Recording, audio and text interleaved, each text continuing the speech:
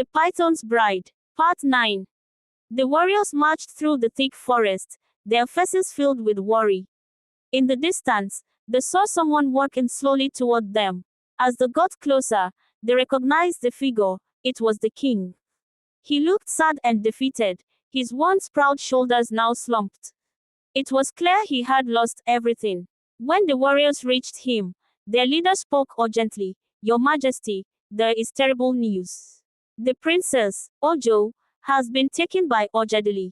The king looked at him, his face turning pale as the words sank in. "What did you say?" he whispered, his voice shaking. "Ojadili has taken my daughter." The warrior nodded, sadness in his eyes. "Ada said he took her at the shrine earlier today. The oracle is at the palace with the queen, waiting for you to return." The king fell to his knees, tears streaming down his face. "I have failed my daughter. I should have protected her," he cried out in despair. The warriors knelt beside him, offering what comfort they could. "Your Majesty, we must return to the palace. The queen and the elders need your guidance." With great effort, the king stood up, wiping his tears. "Lead the way," he said weakly. The journey back to the palace was long and silent, the king's regret weighing heavily on everyone.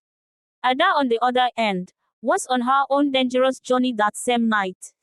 Determined to rescue Ojo, she had run into the dark forest, her mind focused on one thing: defeating Ojadili. But the forest was full of dangers she hadn't expected. As she got deeper into the forest, she kept fighting with some spirits. The spirits of the forest were angry at her intrusion. They attacked her fiercely. Ada fought back with all her strength, but there were too many of them, and they were too strong. Soon, she was captured and dragged to a makeshift camp where the spirits prepared to cook her for supper. Just as the fire was being lit, the warriors the queen sent after her arrived, having followed her trail. With a loud battle cry, they charged at the spirits, their weapons clashing in the night. Ada watched in fear as the warriors fought bravely, defeating the spirits one by one. It was a fierce fight, but the warriors won and saved Ada just in time. "Thank you," Ada gasped, her voice weak from exhaustion. "I would have been lost without you." "You are brave, Ada," the leader of the warriors said, "but you must not go alone. We are with you. Together, we will find the princess and bring her back." With renewed determination, Ada and the warriors continued their journey deeper into the forest, heading straight for Ojadili's lair. Meanwhile, in the dark forest, Ojadili and his followers were preparing for the grand wedding that would take place the next day. They danced and sang airy songs that echoed through the trees, while Ojo sat quietly, her heart filled with fear. As the preparations continued, Ojo saw a chance to escape. Gathering all her courage, she quietly slipped away, moving as quickly and as silently as she could through the thick bushes. But she didn't get far. As soon as her absence was noticed, Ojadili's followers stopped their preparations and chased after her. Ojo barely had time to run before they caught up with her. They grabbed her roughly and tied her to a tree. She had tried to flee, but her captors were too many and too strong. Throughout, Ojo was crying, her tears falling silently as she waited for her fate. Ojadili, seeing her sadness, tried to comfort her, but she refused to listen, turning her face away in defiance. "Why do you resist, my queen?" Ojadili asked, his voice low and threatening. "You should be honored to be my bride. You should be grateful to your ancestors. A lot of princesses were given to me as sacrifice, but here you are, about being my queen. You should be happy," Ojadili kept saying. "I will never be happy to be your bride," Ojo replied angrily. "You are a monster." Ojadili's eyes darkened with anger. "Enough," he roared, hitting her with his tail as a warning. "You will not speak to me like that. Tomorrow, you will be my queen, whether you want it or not." As dawn broke, the king and the warriors finally arrived at the palace. The moment the queen saw the king, she burst into tears and ran to him, hugging him tightly. They both cried together, their hearts heavy with the loss of their only child.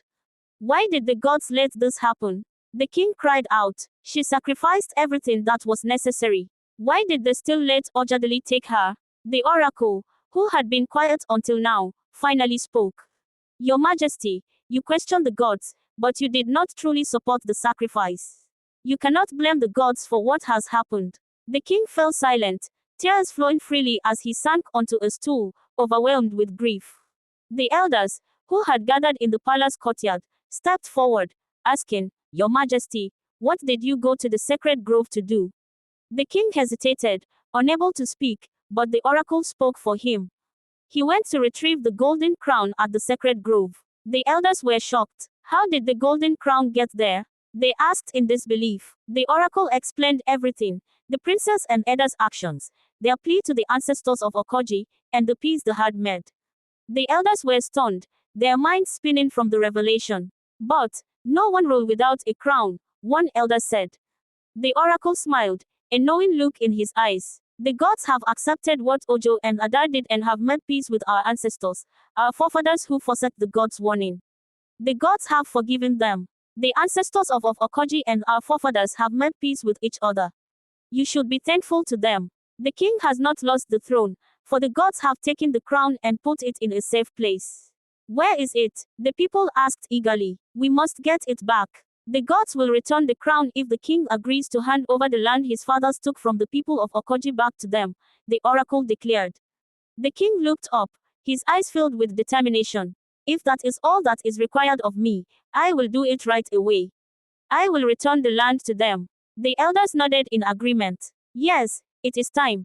Let us go and return the land. The oracle then said, Nneka and her people have been waiting since yesterday. We must go now to return the land, or they may grow upset and leave. Without wasting another moment, they all agreed and set off together toward the land. Back at the boundary, the land that had once belonged to the Okoji, Nneka and her people were growing tired. They had waited since the previous day, but there was no sign of the king or the people of Ukana. Maybe the king of Ukana is not ready, Nneka said, her voice heavy with disappointment. Let us return to our hidden places and wait until they are ready. The morning sun barely broke through the thick trees as Nneka and her people walked away from the boundary, their hopes fading with each step. The tension was high, and Nneka's heart sank as she wondered if the king of Ukana would ever come. Maybe the gods have not willed it, she whispered to herself, trying to hide her disappointment.